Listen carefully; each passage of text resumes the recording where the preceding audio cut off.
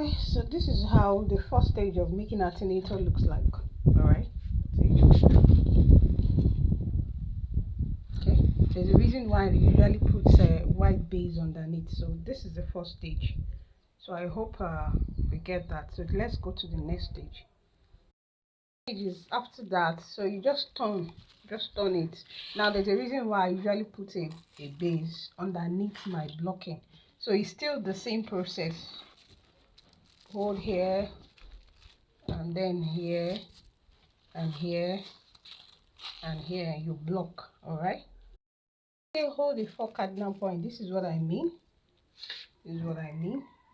So you have to hold the 4 cardinal point, then you start picking from here, then you pick from here, you pin, and then you pick from here, you pin, and then you pick on the last one, you pin also, blocking.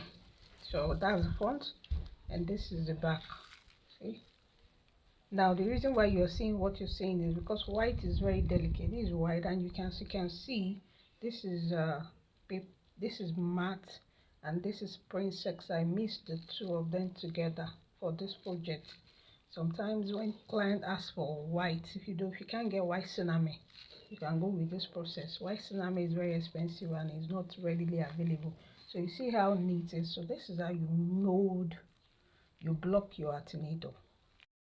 Thing I'm going to do now is I'm not going to leave it like this I'll trim. So I'll just use my scissors and just trim it this way, trim it. And when you're trimming, make sure that the trimming does not pass this line like that. Should be a 1 inch away from the spacing. So once you finish trimming, you then take it to dry. I've already meshed it in with stiffener. And this is what you should have. So this is the trimmed item. So this is what you should have. So it's now ready for drying.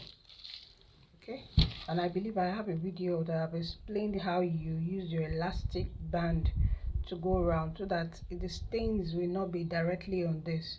You just take your elastic, put it, and then use your thumb tag to hold it. This is a thumb tag we use for this particular one.